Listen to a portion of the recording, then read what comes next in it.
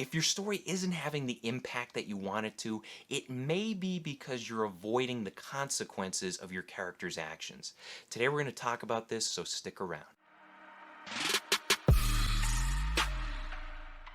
What's up guys, my name's Brandon McNulty. I'm a writer, I'm the author of Bad Parts, and welcome to my writing channel. Today we're going to talk about actions and consequences. And when you think about it, all stories are basically a sequence of actions and consequences. A character does something, and then there is a result, some kind of outcome, usually a punishment or an opposition that works against them that they have to overcome. And then we have more action, more consequences until we get to the very end of the story. And this works, and if you're doing it well, chances are you're writing a story that works like a stone being dropped into a pool. And when the stone hits the water, there's a splash, and of course we have the ripple effect going outward from there. Basically what I'm saying is that your characters and their actions should be having an effect on the other characters, the plot, and maybe even the setting. Now that being said, a lot of writers are uncomfortable with consequences in their stories, and it's usually for one of two reasons.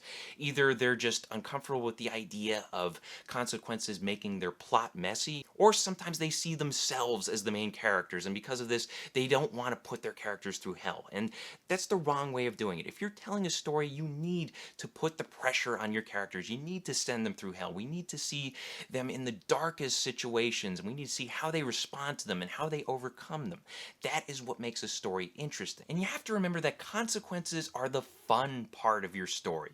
We want to see characters make mistakes and cross lines and take shortcuts, and then later on, as a result, face opposition or challenges or punishments.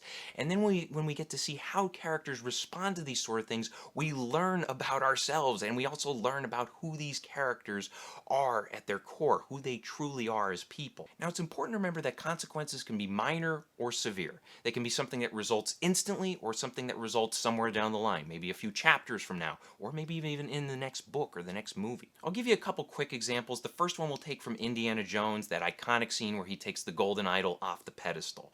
Once he takes the idol off the pedestal, there are instant consequences. And they're relatively minor consequences within the scope of Indiana Jones. Remember that this is a story where there's tons of action, so when the tomb crumbles and he has to run for his life, these are relatively minor within this story, but they are nonetheless consequences. He has to use his wits and his body and his athleticism in order to get out of that tomb and save his life. Another example would be from Game of Thrones. If you remember when Robb Stark breaks his promise to Walder Frey. Robb Stark said that he was going to marry one of Walder Frey's daughters. This was going to create an alliance. And when he marries someone else, there are consequences later down the line. And they are severe consequences, and Robb Stark has to do a lot of legwork in order to appease Walder Frey and try to make up for it. Now on the other hand, actions without consequences aren't actions at all. At best they're filler, at worst they're a case of the writer outright betraying the audience. And believe me, audiences know when the writer isn't playing fair. They know when the story is fixed in a certain way, that the consequences are pushed aside or they're watered down. And you don't want to do this. You want to be fair. You want to give the audience an honest story. Now that being said, a lot of writers don't do this. And before I wrap up this video, I want to give you a few quick examples of how stories ignore or avoid consequences. The first example is when you have a character heading into battle unprepared, and yet they still come out completely unscathed. I hate when I see this, and it's not just limited to like physical battles like sword fights. You can have a battle of words between two characters where one comes in just unprepared or unknowledgeable, and yet they still overcome the superior opponent. I hate when I see this, and whenever I do see it, it's typically because they just want to show the main character being, rewarded for being brave or rushing into a situation in order to do what appears to be the right thing. I think whenever you have a character who isn't prepared, or they're underpowered, or they don't have a strategy, or whatever it is, there should be some kind of consequences. Maybe they get injured, or maybe they suffer a setback, whatever it is. Make sure there is something there that works against them and punishes them for going into battle unprepared. The second example is false consequences. And this includes things like false deaths or false punishments, or anytime you have a misconception that solves some sort of problem for the characters. I hate when I see these, and one of the worst offenses was in Star Wars Episode 9 when Rey had seemingly killed Chewbacca, and we're all sitting there in the theater just kind of stunned, and it's like, oh wow, I wonder how she's going to respond to this. I wonder how she's going to get over what she just did. And then a couple minutes later, it's like, nah, Chewbacca's fine, don't worry about him. And it was really just a waste of the audience's time and emotion.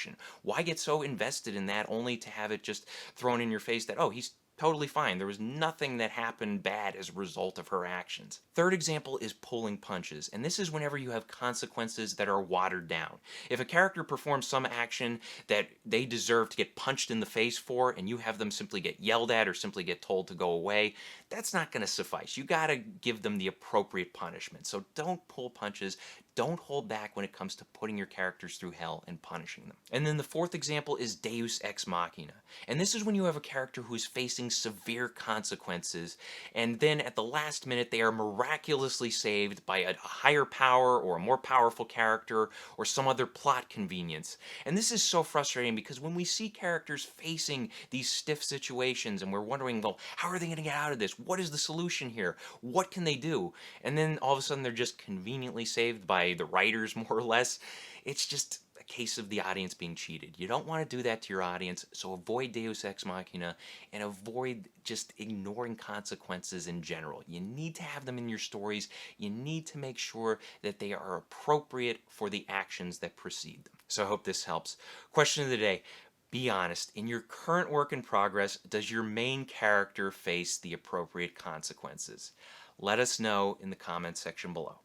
Thank you guys for watching. If you want to support the channel, please pick up a copy of Bad Parts if you haven't already. Also, be sure to check out my other videos.